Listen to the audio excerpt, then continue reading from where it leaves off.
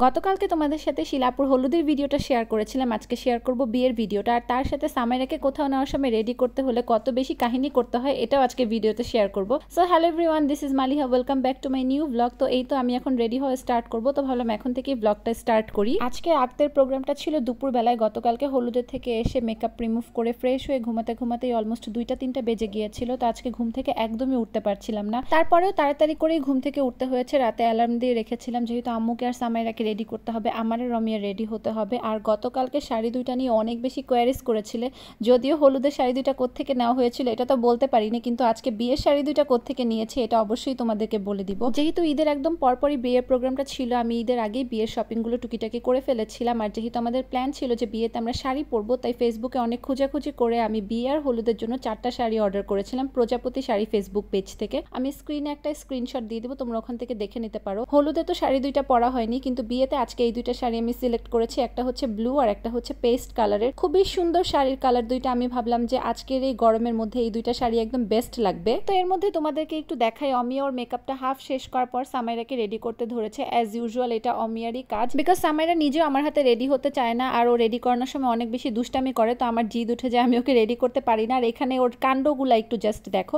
তো ফার্স্টে আমি ওর হেয়ার বানটা দেখিয়ে দিই। অমিয়া ওর হেয়ারটা খুবই সুন্দর করে সেট করেছে, যেহেতু আজকে সামাইরা একটা লেহেঙ্গা পরবে আর বাহিরে প্রচন্ড পরিমাণে গরম, যে চুল খোলা রাখার কোনো ওয়েই নাই, তাই অমিয়া খুবই সুন্দর একটা বান তৈরি করেছে সামাইরার হেয়ারে। তো এখানে মজার বিষয় দেখো, সামাইরার হচ্ছে ওই রুমে গরম লাগতেছে, তো এই রুমে চলে আসছে যে এই রুমে এসি ছেড়ে সে আরামে রেডি হবে। তো অমিয়া ওকে একদম হালকার উপর একটু মেকআপ করে দিয়েছে। মেকআপ করানোর সময় যে তার এত নড়াচড়া করতে হয়, এত দুষ্টুমি করে, যে আমার অত ধৈর্য নাই যে আমি ওকে ধৈর্য ধরে রেডি করাবো। তো অমিয়া সামাইরাকে সুন্দর করে রেডি করে দিয়ে আসার পরে হচ্ছে এখন নিজের বাকি ফিনিশিংটা কমপ্লিট করছে। এর মধ্যে আমাদের দুজনের শাড়ি পরা অলরেডি ডান।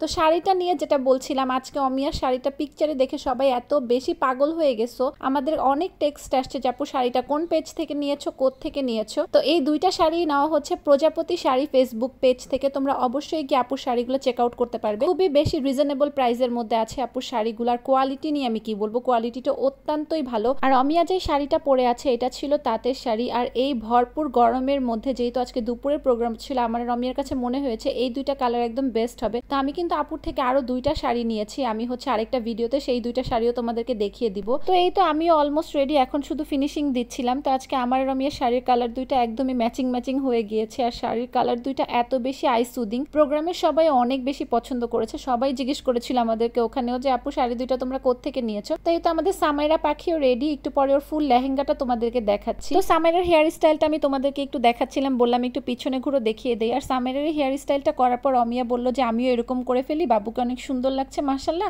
আমি এরকম করলে শাড়ির সাথে অনেক বেশি ভালো মানাবে, লুকটা একটু চেঞ্জ লাগবে আজকে। তো এখানে সামাইরা আমাকে টিপ পরিয়ে দিল, ভাবলাম যে যেহেতু শাড়ি পরেছে একটা টিপ পরলে সুন্দর লাগবে। তারপর হচ্ছে আমাকে পরানোর পর তার এখন তার অমিয়া মাম্মাকেও টিপটা পরাতে হবে। আর সামাইরারই লেহেঙ্গাটার ব্যাপারে অনেকেই জিজ্ঞেস করেছে, তোমাদেরকে আমাদের শপিং হল ভিডিওটাই দেখিয়েছিলাম মরিদের মেইন ড্রেসটা। এই লেহেঙ্গাটা আমি নিয়েছিলাম আড়ং থেকে। লেহেঙ্গাটা প্রোগ্রামেও সবাই না এত বেশি পছন্দ করেছে, সবাই বলেছে কালারটা অনেক বেশি আই সুদিং ছিল। তো আমরা সবাই এখানে একটু ফ্যামিলি পিকচার তোলার জন্য রেডি হচ্ছিলাম। আমি আম্মুকে একটু সেট করে দিচ্ছিল সবকিছু, সামাইরাকেও একটু রেডি করে নিচ্ছিল পিকচার তুলবো। তা আমি ভাবলাম যে এই মোমেন্টটাকে একটু ভিডিওতে ক্যাপচার করে রাখা দরকার। সবাই প্লিজ মাশাআল্লাহ বলে দিও, আমার আম্মুর জন্য সবাই বেশি বেশি করে দোয়া করবে, ইভেন আমার মেয়ের জন্য। আজকের এই ওয়েদারের সাথে আমাদের তিনজনের শাড়ি প্লাস ড্রেসের কালার কম্বিনেশন যে এত সুন্দরভাবে মানিয়েছিল, আর কেমন ওয়েদারের সাথে মানিয়েছে এটা তোমাদেরকে একটু পরেই দেখাচ্ছি, তোমরা একটু পরে দেখলেই বুঝতে পারবে। এখন তো মনে হচ্ছে যে বাহিরে অনেক রোদ, আর এই রোদের মধ্যে আমি কেন এই ওয়েদারের কথা বলছি। তো আমরা সবাই এখন চলে যাচ্ছি ফার্স্টেই আমার শ্বশুর বাড়িতে। আজকে বিয়ের প্রোগ্রামটা হচ্ছে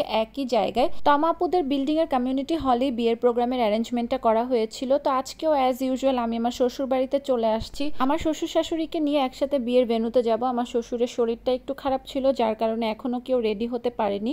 আর আমার হাজবেন্ডের কাজিনের ওয়াইফ ছিল, যাকেও আমার রেডি করতে একটুখানি হেল্প করতে হয়েছে, কারণ ওনার একটা ছোট বেবি আছে। তো সবকিছু মিলিয়ে আমাদের এখান থেকে বের হতে হতে না অনেক বেশি লেট হয়ে গিয়েছিল। আমার এখানে এসেই প্রায় 2 ঘন্টার মতো লেগেছে সবাইকে রেডি করিয়ে নিয়ে বের হতে হতে। তো এর মধ্যে না অনেক বেশি লেট হয়ে গিয়েছিল। তো এই তো এখানেই অলমোস্ট 1.5 থেকে 2 ঘন্টা লেগে গিয়েছিল। এখন আমার শ্বশুর শাশুড়ি সবাই রেডি, তো সবাইকে নিয়ে বের হয়েছিলাম। আর আমার মেয়ের তো ছোট বাচ্চা দেখলেই হলো, ছোট বাচ্চার সাথে খেলতে অনেক বেশি পছন্দ করে, আর তাকে কোল থেকে একদমই রাখতে চায় না। তো অমিয়ার মেকআপটা দেখো আজকে একদম ফ্ললেস লাগছে ওকে, তাই না? তো তোমরা কিন্তু কমেন্ট করে জানাতে ভুলবে না যে আজকে আমাদের দুই বোনকে কেমন লাগছিল। তো আমার শ্বশুর শাশুড়ি, দেবর, ভাবি, আম্মু, অমিয়া সবাইকে নিয়ে আমি বের হয়ে গেলাম। আজকে একটাও ভালো ছবি তুলতে পারিনি, যেহেতু অনেক অনেক বেশি লেট হয়ে গিয়েছিল, ওখানে গিয়েই হচ্ছে আমরা খাওয়া দাওয়া স্টার্ট করেছি। আর যেই আমরা রাস্তায় নেমেছি এমন টাইমে বৃষ্টি শুরু হয়ে গিয়েছে। তারপরেও ভাগ্যিস আমাদেরকে ভিজতে হয়নি, যেহেতু বাসা একদমই কাছাকাছি। মানে আমার শ্বশুর বাড়ি থেকে আমার ননদের শ্বশুর বাড়ি জাস্ট 2 মিনিটের রাস্তা। তো বউয়ের কোনো ভিডিওই আমি করতে পারিনি, এখানে বউকে আমি ছোট্ট করে একটু দেখালাম তোমাদেরকে। মাশাল্লাহ মাশাল্লাহ, আজকে শিলাপুকে অনেক বেশি প্রিটি লাগছিল সত্যি কথা বলতে। ও তো এমনিতেই অনেক বেশি সুন্দর, আজকে বউ সাজে আরো বেশি সুন্দর লাগছিল। তো আমাদের আস্তে আস্তে এতই বেশি লেট হয়ে গিয়েছিল যে এসেই দেখি বিয়ে পড়ানো শেষ। এখানে আমার মনটাই একদম খারাপ হয়ে গেছে যে আমি কোনো ভিডিও পিকচার নিতে পারি নাই ব্রাইডের সাথে। আমরাও ঢুকলাম এমন টাইমে অঝরে বৃষ্টি শুরু হয়ে গিয়েছে, মানে একদম ঝড় তুফান। তো আমার মনে মনেই ভাবছিলাম যে শেষ, আজকে তো পিকচার টিকচার কোনো কিছুই আর তোলা হবে না, কোনো ভিডিও করা হবে না, কারণ এই তুফানের মধ্যে আমরা কিভাবে ছবি তুলবো। ছাদে অনেক সুন্দর পিকচার আসতো। তারপর আমরা খেতে চলে আসছি। এই তো সোনি আপু, আমি, সামাইরা একসাথে বসেছি। আজকে আপুকে অনেক বেশি সুন্দর লাগছিল মাশাল্লাহ। আপু একটা গ্রিন কালার শাড়ি পরেছে। আমার শ্বশুর শাশুড়ি, অমিয়া, আম্মু ওরা সবাই একসাথে খেতে বসেছে। তো এই তো তমাপুও চলে আসছে, ওইখানে খবর টবর নিতে আসছে যে সবাই ঠিকঠাক মতো বসেছে কিনা, সবাইকে ঠিকঠাক মতো খাওয়া দাওয়া সার্ভ করা হচ্ছিল নাকি। অ্যাজ ইউজুয়াল এটা ওর ডিউটি ওর ফ্যামিলির প্রতি।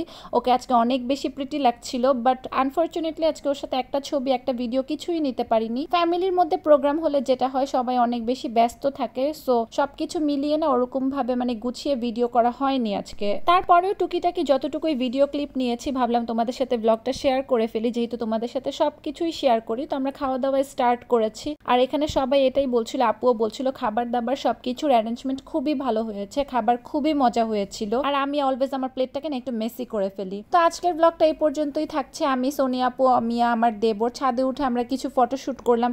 আমার শ্বশুর শাশুড়ি তমাপু আসছিল, তো সবাই মিলে টুকিটাকি কিছু ফটোশুট করলাম।